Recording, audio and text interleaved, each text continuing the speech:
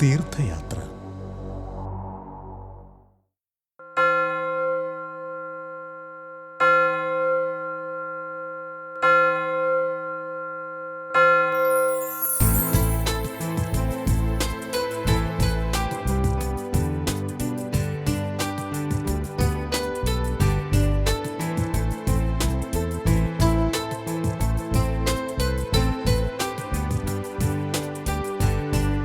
തീർത്ഥയാത്രയിലേക്ക് എല്ലാ പ്രേക്ഷകർക്കും സ്വാഗതം. ഇന്നത്തെ നമ്മുടെ തീർത്ഥയാത്ര കേരളത്തിലെ അതിപുരാതന കത്തോലിക്ക ദേവാലയമായ കാഞ്ഞൂരിലെ സെന്റ് മേരീസ് ഫൊറോന പള്ളിയിലേക്കാണ്. ചരിത്രപ്രസിദ്ധമായ ഈ ദേവാലയം കാഞ്ഞൂരിലെ ക്രൈസ്തവ വിശ്വാസത്തിൻ്റെയും ആത്മീയ മുന്നേറ്റത്തിൻ്റെയും പ്രതീകമായി ആലുവ കാലടി റൂട്ടിൽ സ്ഥിതി ചെയ്യുന്നു.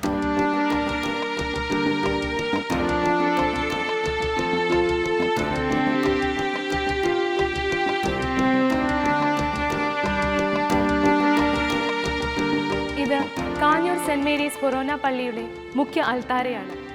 ഈ അൾത്താരയ്ക്ക് ചില പ്രത്യേകതകളുണ്ട്.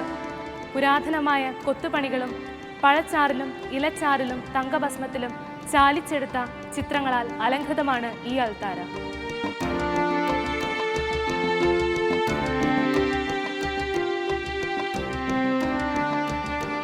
എറണാകുളം അങ്കമാലി അതിരൂപതയിൽപ്പെട്ട അതിപുരാതന കത്തോലിക്ക ദേവാലയങ്ങളിലൊന്നാണ് കാഞ്ഞൂർ സെന്റ് മേരീസ് ഫൊറോന പള്ളി. ദൈവമാതാവിൻ്റെ നാമത്തിലുള്ള മനോഹരമായ ഈ പുരാതന ദേവാലയം ഭാരതീയ വാസ്തുശില്പവിദ്യയും പേർഷ്യൻ നിർമ്മാണ ശൈലിയും പോർച്ചുഗീസ് ശില്പചാതുര്യവും ഒത്തുചേർന്ന ക്രൈസ്തവ ദേവാലയ നിർമ്മാണ ശൈലിയുടെ ഒരു ഇതിഹാസമാണ്.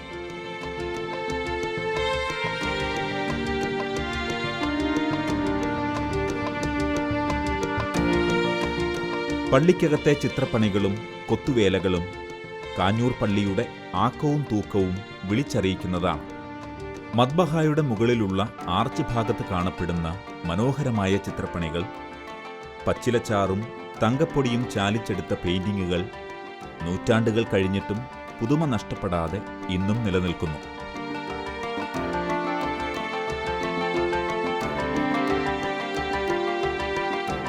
പഴയ നിയമത്തിലെ ചില സംഭവങ്ങളുടെ ചിത്രാവിഷ്കാരവും അൾത്താരയിൽ നമുക്ക് കാണാം.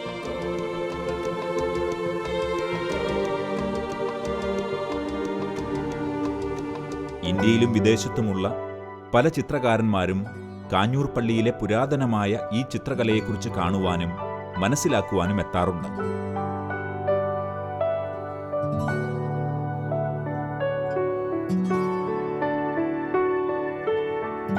പ്രധാന കവാടമായ ആനവാതിൽ, കരിങ്കല്ലിൽ തീർത്ത തൂണുകൾ, ദേവാലയമുറ്റത്തെ ഒറ്റക്കല്ലിൽ തീർത്ത കൽക്കുരിശ് എന്നിവ കാഞ്ഞൂർ ദേവാലയത്തിന്റെ ഭംഗി വർദ്ധിപ്പിക്കുന്നു.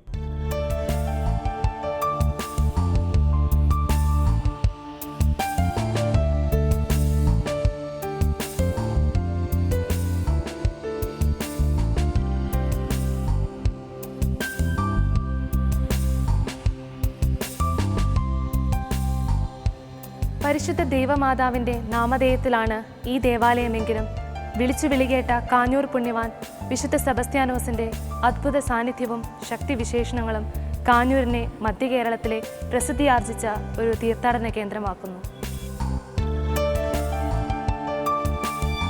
കാഞ്ഞൂർ ഫൊറോന പള്ളി പരിശുദ്ധ കന്യകാമറിയത്തിന്റെ നാമധേയത്തിലാണ് സ്ഥാപിച്ചിട്ടുള്ളതെങ്കിലും വിശുദ്ധ സെബസ്ത്യാനോസിനെ ചുറ്റിപ്പറ്റിയുള്ള അത്ഭുത കഥകളാണ് ഈ ദേവാലയത്തെ ഇത്ര കണ്ട് പ്രസിദ്ധമാക്കിയത്.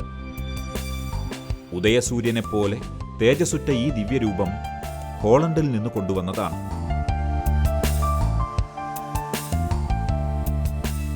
വലിയ അത്ഭുത ശക്തിയുള്ള ഈ രൂപം രൂപക്കൂടിൽ നിന്ന് പുറത്തിറക്കാറില്ല. രൂപം പുറത്തിറക്കിയ സമയങ്ങളിൽ വിയർത്തെന്നും അങ്ങാടിയിൽ തീപിടുത്തവും നാട്ടിൽ പഞ്ഞം, വസന്ത തുടങ്ങിയ അനർത്ഥങ്ങളുണ്ടായി എന്നും പറയപ്പെടുന്നു.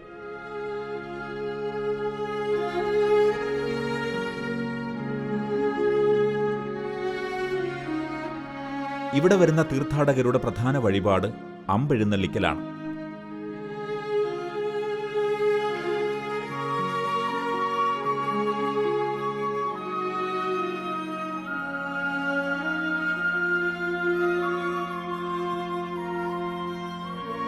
എൻ്റെ ഓർമ്മയിൽ വളരെ കാലം മുമ്പേ തന്നെ ഈ വസൂരി പഞ്ഞമ്പട വസന്ത എന്ന് പറഞ്ഞ അതിൻ്റെ ഒരു സംരക്ഷണം, അതിൽ നിന്നെല്ലാം സംരക്ഷണം കൊടുക്കുന്നൊരു വിശുദ്ധനായിട്ടാണ് ഞങ്ങളൊക്കെ വളരെ കാര്യമായി വിശ്വസിച്ച് പോന്നിരുന്നത്. അപ്പോൾ വസൂരിക്കൊക്കെ വാക്സിനേഷനൊന്നും കണ്ടുപിടിക്കാത്തൊരു കാലഘട്ടത്തിൽ ഈ ഒരു വിശ്വാസത്തിൽ അടിയുറച്ച ഒരു ജനസമൂഹം ഇവിടെ ഉണ്ടായിരുന്നു. അപ്പോൾ അവർ പള്ളിയിൽ വന്ന് പ്രാർത്ഥിക്കുകയും വിശുദ്ധൻ്റെ മുഖത്ത് നോക്കി പ്രാർത്ഥിക്കുമ്പോൾ പൈശാചികമായ എന്തെങ്കിലുമൊക്കെ ഉണ്ടെങ്കിൽ അതൊക്കെ അലിഞ്ഞു പോവും എന്നുള്ള വിശ്വാസത്തോടു കൂടി വന്ന് പ്രാർത്ഥിച്ച് അതിൽ നിന്നൊക്കെ മോചനം നേടുന്ന ധാരാളം പേരുണ്ട്. അപ്പോൾ വിശ്വാസമാണ് ഞങ്ങൾക്ക് കൈമാറി തന്നതെന്ന് ഞാൻ പറഞ്ഞല്ലോ. വിശ്വാസത്തിൽ അധിഷ്ഠിതമായ ഒരു സമൂഹം ഇവിടെ ഇപ്പോഴും ഈ പെരുന്നാൾ കൊണ്ടാടാനായിട്ട് ഒത്തുകൂടുന്നു.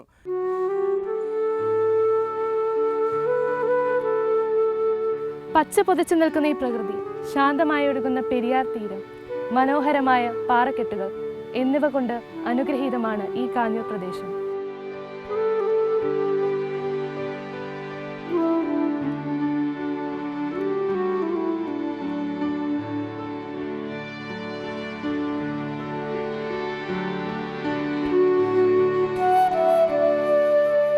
കാഞ്ഞൂരിലെ പല ചരിത്ര സംഭവങ്ങൾക്കും സാക്ഷിയായ പെരിയാറിന്റെ ഒരു തീരത്താണ് ഞാനിപ്പോൾ നിൽക്കുന്നത്.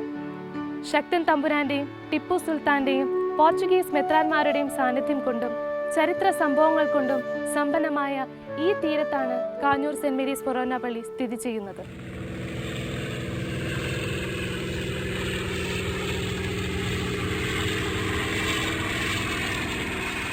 നെടുമ്പാശ്ശേരി വിമാനത്താവളത്തിനും പെരിയാറിനും സമീപത്തായി സ്ഥിതി ചെയ്യുന്ന കാഞ്ഞൂർ ഫൊറോന പള്ളിയുടെ ചരിത്രത്തിൽ ടിപ്പു സുൽത്താനും ശക്തൻ തമ്പുരാനും വളരെയേറെ പ്രാധാന്യമുണ്ട്. ടിപ്പു സുൽത്താന്റെ പടയോട്ട കാലത്ത് അദ്ദേഹം കീഴടക്കിയ പ്രദേശത്തെ പള്ളികളും അമ്പലങ്ങളും തകർത്തിരുന്നു. 1790 അദ്ദേഹം കാഞ്ഞൂർ പള്ളി ആക്രമിക്കാൻ പടയുമായെത്തി. ടിപ്പുവിന്റെ പട വരുന്നതറിഞ്ഞ് ജനങ്ങൾ പള്ളിയിൽ ഓടിക്കൂടി. വിശുദ്ധ സെബസ്ത്യാനോസിന്റെ മുന്നിൽ കരഞ്ഞു പ്രാർത്ഥിക്കാൻ തുടങ്ങി. സെബസ്ത്യാനോസിന്റെ അത്ഭുതങ്ങളെക്കുറിച്ചറിഞ്ഞ ടിപ്പു, ഈ കളിമൺ പ്രതിമയ്ക്ക് അത്ഭുത ശക്തിയുണ്ടെങ്കിൽ പുണ്യവാൻ നേരിട്ട് നമ്മോട് സംസാരിക്കട്ടെ എന്ന് പറഞ്ഞു. അപ്പോൾ കാഞ്ഞൂരിലെ ജനങ്ങൾ പുണ്യവാനെ വിളിച്ചു പ്രാർത്ഥിച്ചു. വിളിച്ചു വിളികേട്ട പുണ്യവാളൻ, എന്നെ ഇവിടെ ഇരിക്കാൻ സമ്മതിക്കില്ലേ എന്ന് പുണ്യവാന്റെ രൂപത്തിൽ നിന്നും ഉച്ചത്തിൽ ശബ്ദം പുറത്തേക്ക് വന്നു. ഇത് കേട്ട് അത്ഭുതപ്പെട്ട ടിപ്പു കാഞ്ഞൂർ പള്ളി ആക്രമിക്കാതെ തിരിച്ചുപോയി എന്നാണ് ഐതിഹ്യം.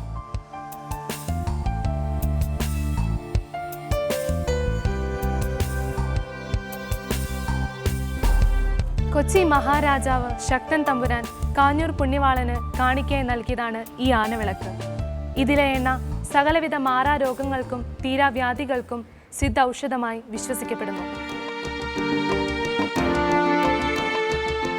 ടിപ്പുവിനെ പോലെ കാഞ്ഞൂർ പള്ളിയുടെ ചരിത്രവുമായി ബന്ധമുള്ള ശക്തൻ തമ്പുരാൻ ജനിച്ചത് പള്ളിയിൽ നിന്നും 1/2 മൈൽ ദൂരത്തുള്ള കോവിലകത്താണ്. ഒരിക്കൽ തമ്പുരാൻ പള്ളിയുടെ മുൻപിലൂടെ കുതിരപ്പുറത്ത് സവാരി ചെയ്യുമ്പോൾ പള്ളിയുടെ പടിപ്പുരയിൽ നിന്ന് ആരോ തമ്പുരാനെ എഴുന്നേറ്റ് വണങ്ങിയില്ല. ഇതിൽ കോപിഷ്ഠനായ തമ്പുരാൻ പടിപ്പുര പൊളിച്ചു കളയാൻ ഉത്തരവ് നൽകി. ഭൃത്യന്മാർ പടിപ്പുര പൊളിക്കാൻ തുടങ്ങിയപ്പോൾ തമ്പുരാന്റെ കോവിലകത്തെ ആന അവിടുത്തെ പടിപ്പുര തകർക്കുവാൻ തുടങ്ങി.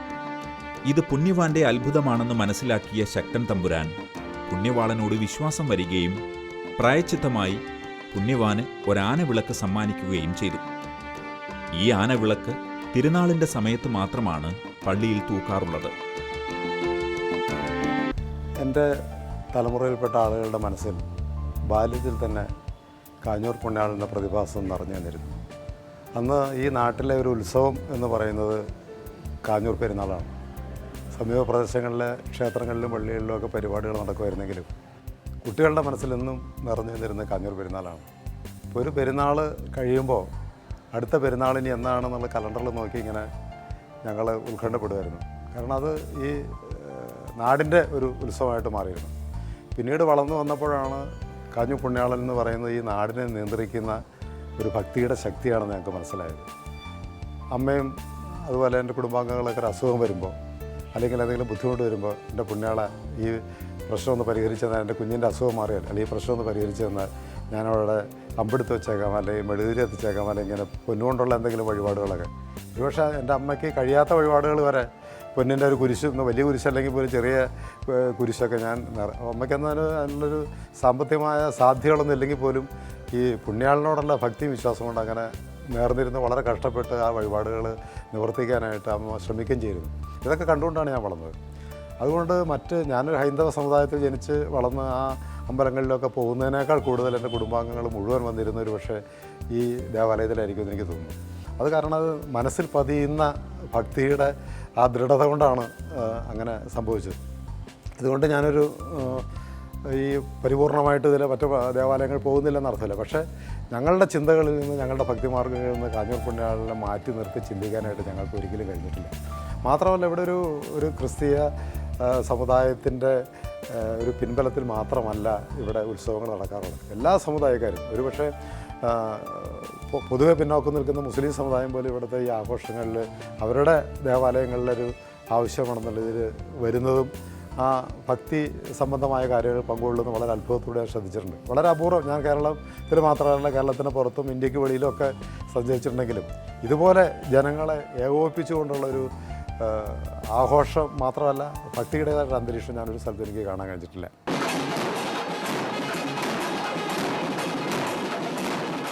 ജനുവരി 19, 20 തീയതികളിൽ ആഘോഷിക്കപ്പെടുന്ന കാഞ്ഞൂർ പള്ളിയിലെ തിരുനാളിൻ്റെ 3 പ്രദക്ഷിണങ്ങൾ വളരെ പ്രസിദ്ധമാണ്. 19-ാം തീയതി തിരുനാളിൻ്റെ അന്ന് ഉച്ച കഴിഞ്ഞ് 3 മണിക്ക് ആദ്യത്തെ പ്രദക്ഷിണം ആരംഭിച്ച് വൈകിട്ട് 6 മണിക്ക് സമാപിക്കുന്നു. 20-ാം തീയതി 2 തവണയായി നടത്തപ്പെടുന്ന പ്രദക്ഷിണങ്ങൾ ദക്ഷിണേന്ത്യയിലെ ഏറ്റവും വലിയ പ്രദക്ഷിണങ്ങളിൽ ഒന്നായി കരുതപ്പെടുന്നു. പ്രദക്ഷിണത്തിന് മുന്നിലായി 101 ചെണ്ടക്കാരുടെ ചെണ്ടമേളം, അതിന് പിറകിലായി 201 പൊൻകുരിശുകളും വെള്ളിക്കുരിശുകളും, അതിന് പിറകിലായി 500ഓളം നാനാവർണ്ണ മുത്തുകുടകളും നിരക്കുന്നു. അതിന് പിറകിലായി ആയിരക്കണക്കിന് വിശ്വാസികളും തിരുസ്വരൂപവും അണിനിരക്കുന്നു.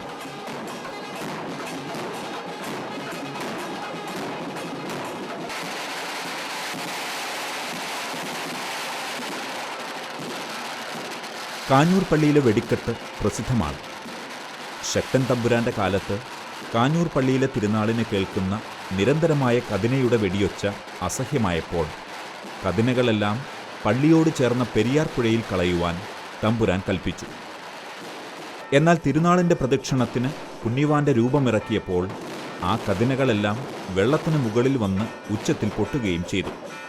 ഇത് നേരിൽ കണ്ട തമ്പുരാൻ പുണ്യവാനെ വന്നു വണങ്ങുകയും പള്ളിയുടെ സ്ഥലങ്ങളെല്ലാം കരമൊഴിവാക്കി നൽകുകയും ചെയ്തു.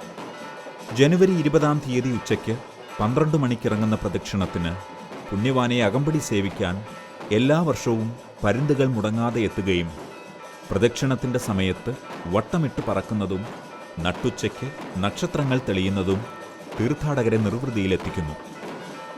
ഈ പരുന്തുകൾ വരുന്നതിന് ഒരു ചരിത്രമുണ്ട്. പരുന്തുകളെ പുണ്യവാന് വളരെ ഇഷ്ടമായിരുന്നു. പുണ്യവാൻ അമ്പെയ്ത്തിൽ മരിക്കാതെ വന്നപ്പോൾ ഗഥ കൊണ്ട് തലയ്ക്കടിച്ചു കൊന്നു. ഈ സമയം നരികളും കഴുകന്മാരും ഉപദ്രവിക്കാതെ ആ ശരീരത്തിന് ചുറ്റും പരുന്തുകൾ കാവൽ നിന്നു എന്നും നക്ഷത്രങ്ങൾ നട്ടുച്ചയ്ക്ക് മിന്നി എന്നും പറയപ്പെടുന്നു. ജനുവരി 19, 20 തീയതികളിൽ നടത്തപ്പെടുന്ന പെരുന്നാൾ ദിനങ്ങളിൽ കാഞ്ഞൂറിൻ്റെ 20 കിലോമീറ്റർ ചുറ്റളവിൽ ഫെസ്റ്റിവൽ ഏരിയയായി ഗവൺമെൻറ് പ്രഖ്യാപിച്ചിരിക്കുകയാണ്. കേരള ക്രൈസ്തവ പഴമയെ വ്യക്തമാക്കുന്ന അപൂർവം ചില ദേവാലയങ്ങളൊന്നാണ് കാഞ്ഞൂർ സ്ഥിതി ചെയ്യുന്ന സെൻറ്റ് മേരീസ് ഫൊറാന പള്ളി. പെരിയാർ പുഴയുടെ ഓരത്ത്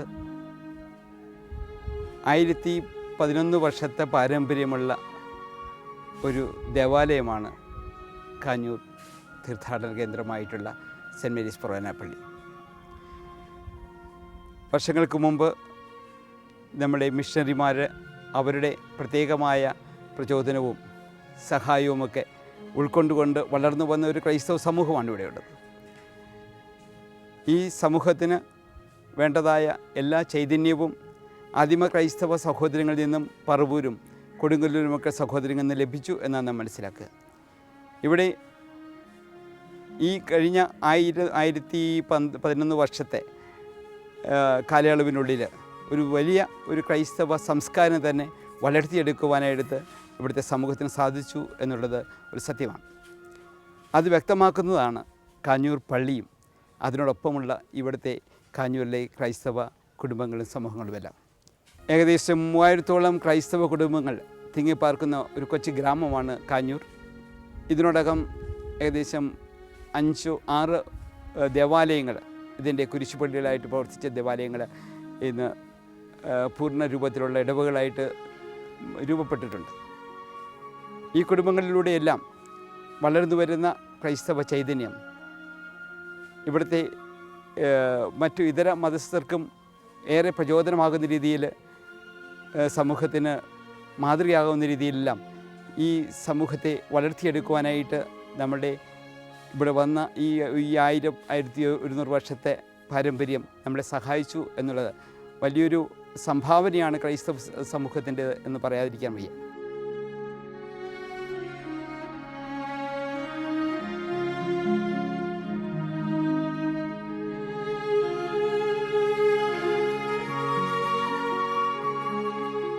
കാഞ്ഞൂരിലെ മറ്റൊരു ശ്രദ്ധേയമായ കാഴ്ചയാണ് ഈ മാമോദീസ കല്ല്.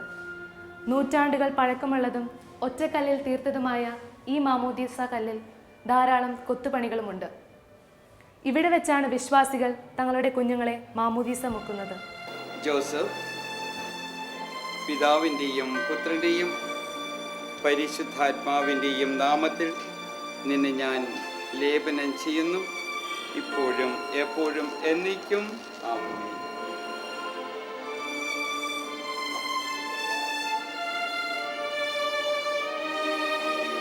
പിതാവിൻ്റെയും പുത്രൻ്റെയും പരിശുദ്ധാത്മാവിൻ്റെയും നാമത്തിൽ നിന്നെ ഞാൻ മാമോദിസ മുക്കുന്നു. ആമേൻ.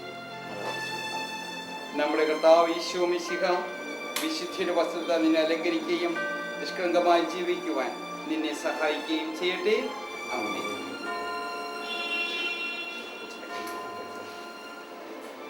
ഈ ലോകത്തിൻ്റെ പ്രകാശമായ യേശു നിന്റെ ജീവിതത്തിൻ്റെ മാർഗവും ദീപവുമായിരിക്കട്ടെ. ഇത് കാഞ്ഞൂർ പള്ളിയിലെ പ്രസംഗപീഠം.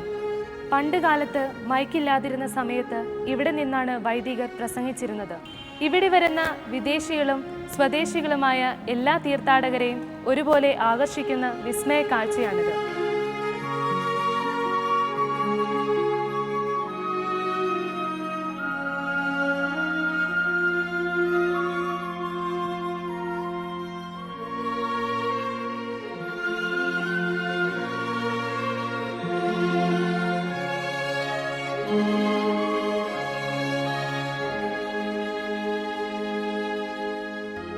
നൂറ്റാണ്ടുകൾ പഴക്കമുള്ള ഒരു ദേവാലയമാണ് കാഞ്ഞൂർ സെന്റ് മേരീസ് ഫൊറോന പള്ളി എന്നതിൻ്റെ മങ്ങാതെ നിൽക്കുന്ന ഒരു തെളിവാണ് ഈ പ്രാചീന ശിലാലിഖിതങ്ങളും ഇവിടത്തെ താളിയോലകളും.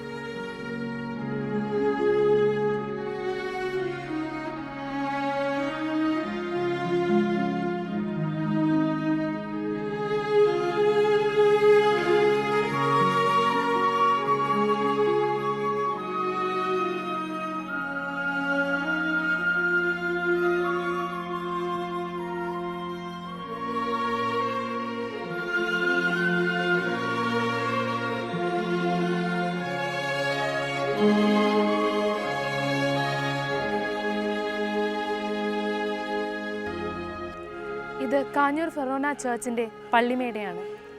ഈ ദേവാലയത്തിന് ഒരു അലങ്കാരമായി നിൽക്കുന്ന ഈ പള്ളിമേട 116 വർഷങ്ങൾക്ക് മുമ്പ് നിർമ്മിച്ചതാണ്.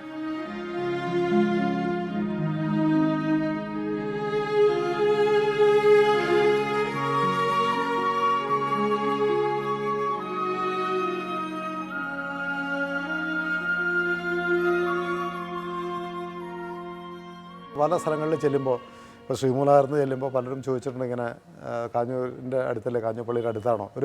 നമ്മുടെ ഒരു ഐഡൻറ്റിറ്റി മാർക്കായിട്ട് തന്നെ നമ്മൾ വെച്ചിരുന്നത് കാഞ്ഞൂർ പള്ളിയിൽ നിന്ന് ഇത്ര ദൂരം, അല്ലെങ്കിൽ കാഞ്ഞൂർ പള്ളിയുടെ അടുത്ത്, അല്ലെങ്കിൽ കാഞ്ഞൂർ പള്ളിയിലേക്ക് പോകുന്ന വഴി എന്നൊക്കെ പറഞ്ഞ് നമ്മുടെ ഈ നിത്യ സംഭാഷണങ്ങളിൽ പോലും കാഞ്ഞൂർ എന്നുള്ളൊരു പദം ഇങ്ങനെ വളരെ തുളുമ്പി നിന്നിരുന്നു.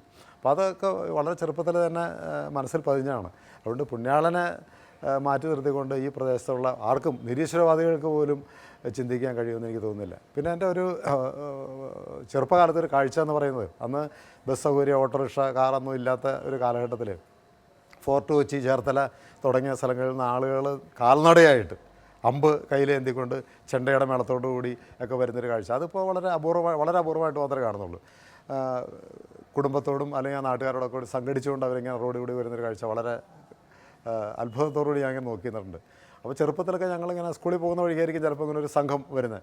സ്കൂളിൽ പോകാതെ തന്നെ ഞങ്ങൾ ചിലപ്പോൾ ഇതെല്ലാം നോക്കി നിൽക്കും. അപ്പോൾ ആ കാഴ്ചകളൊന്നും ഇപ്പോൾ വാഹനങ്ങളുടെ സൗകര്യങ്ങളൊക്കെ വന്നപ്പോൾ പലരും ഇങ്ങനെ പിന്നെ ദേവാലയങ്ങൾ വർദ്ധിച്ചിട്ട് പോലും ഇവിടുത്തെ തിരക്കിന് യാതൊരു കുറവും വന്നിട്ടില്ല. കാരണം അത് പുണ്യാളൻ്റെ ശക്തി തന്നെയാണെന്ന് വിശ്വസിക്കുന്നതാണ്. ഞാൻ നാടകമൊക്കെ എഴുതി കഴിഞ്ഞ് വെച്ചിട്ടുണ്ടെങ്കിൽ അല്ലെങ്കിൽ അതിനു മുമ്പൊക്കെ ആയിട്ട് ഇവിടെ വരാറുണ്ട്. ഞാൻ മിക്ക ആഘോഷങ്ങൾക്ക് പുറമെ ചില ഞായറാഴ്ചകളിലൊക്കെ വളരെ അപൂർവമായിട്ട് ഇവിടെ വരാറുണ്ട്. പലരും ചോദിക്കുന്നോട് എന്താ ഇവിടെ നിന്ന് ചോദിക്കും. നമ്മൾ ചുമ്മാ എന്താണെന്ന് പറയുമെങ്കിലും കുറച്ച് നേരം അവിടെ ഇരുന്ന് കാഞ്ഞൂർ പുണ്യാളൻ്റെ രൂപം എഴുന്നള്ളിച്ചിരിക്കുന്നതിന് മുമ്പിലിരുന്ന് അവിടുത്തെ അരിയും കുരുവളവും ഒക്കെ എടുത്ത് വായിലിട്ട് കയ്യിൽ നേർച്ച ഉണ്ടെങ്കിൽ നേർച്ചയിടും. നേർച്ചയിട്ടില്ലെങ്കിലും പുണ്യാളം പ്രസാദിക്കുമെന്ന് എനിക്കറിയാം. കാരണം നേർച്ച പെട്ടിയിലെ ബലം നോക്കിയിട്ടല്ലല്ലോ ഈശ്വരൻ നമ്മൾ പലപ്പോഴും അനുഗ്രഹിക്കാറുള്ളത്. നമ്മുടെ മനസ്സാണ് നമ്മൾ അർപ്പിക്കുന്നത്. അത് നേർച്ച ഇടേണ്ടതല്ല, നേർച്ച ഉണ്ടെങ്കിൽ ഇടാം. അത്തരം പള്ളിയുടെയോ അല്ലെങ്കിൽ അത്തരം പുരോഗമന കാര്യങ്ങൾക്കോ സാധുക്കളെ സംരക്ഷിക്കാനൊക്കെ പണം ഉപയോഗിക്കാം. പക്ഷേ ഒരു ഭക്തനെ സംബന്ധിച്ച്, എന്നെ സംബന്ധിച്ച് തീർച്ചയായിട്ടും ഞാൻ പുണ്യാളന് എൻ്റെ മനസ്സാണ് അർപ്പിച്ചിട്ടുള്ളത്. ആ മനസ്സർപ്പിച്ചുകൊണ്ട് ഇതുവരെ പുണ്യാളൻ എന്നെ തിരിഞ്ഞു നോക്കാതിരുന്നിട്ടുള്ള എൻ്റെ മുന്നോട്ടുള്ള എൻ്റെ കലാപരമായ ജീവിതത്തിൻ്റെ ഇടയിലും എൻ്റെ വ്യക്തിപരമായ ജീവിതത്തിൻ്റെ ഇടയിലും ഒരു താങ്ങും തണലുമായിട്ട് പുണ്യാളൻ എന്ന് നിന്നിട്ടുണ്ട്. അതിന് ഉണ്ടാവണം എന്നുള്ള പ്രാർത്ഥന മാത്രമേ എനിക്ക് ഈ സമയത്ത് പറയാനുള്ളൂ. അനേകായിരങ്ങളുടെ ഹൃദയങ്ങളിൽ ആത്മചൈതന്യമായി വിളങ്ങുന്ന കാഞ്ഞൂർ പുണ്യവാനെ ഒരു നോക്ക് കാണുവാൻ ജാതിമത ഭേദമില്ലാതെ എല്ലാ ജനങ്ങളും ഭാരതത്തിലെ നാനാഭാഗങ്ങളിൽ നിന്നും ഈ ദേവാലയത്തിൽ നിത്യവും വന്നണയുന്നു. പുണ്യവാന്റെ അത്ഭുതങ്ങളാൽ അക്രമങ്ങളിൽ നിന്നും അപകടങ്ങളിൽ നിന്നും രക്ഷപ്പെട്ടവർ, വിവാഹ തടസ്സം മാറിയവർ, പരീക്ഷയിൽ ഉന്നത വിജയം നേടിയവർ, ഇങ്ങനെ എത്രയെത്ര അനുഭവങ്ങളാണ് വിളിച്ചു വിളികേട്ട് ഇന്നും ജീവിക്കുന്ന കാഞ്ഞൂരിലെ സെബസ്ത്യാനോസിനെക്കുറിച്ച് വിശ്വാസികൾക്ക് പറയാനുള്ളത്. ഇങ്ങനെ പല പല ആവശ്യങ്ങൾക്കായി ഈ ദേവാലയത്തിൽ വന്ന് മുട്ടിപ്പായി പ്രാർത്ഥിക്കുന്ന വിശ്വാസികൾ ഇന്നും പരിശുദ്ധ മാതാവിൻ്റെയും വിശുദ്ധ സെബസ്ത്യാനോസിൻ്റെയും അനുഗ്രഹം ആവോളം ലഭിച്ച് സന്തോഷത്തോടെ മടങ്ങുന്നു. സെബസ്ത്യാനോസ് പുണ്യാളന്റെ നാമത്തിൽ പ്രശസ്തമായ കാഞ്ഞൂരിലെ സെൻറ് മേരീസ് ഫൊറോന പള്ളിയിലേക്കുള്ള തീർത്ഥയാത്ര ഇവിടെ പൂർണ്ണമാകുന്നു.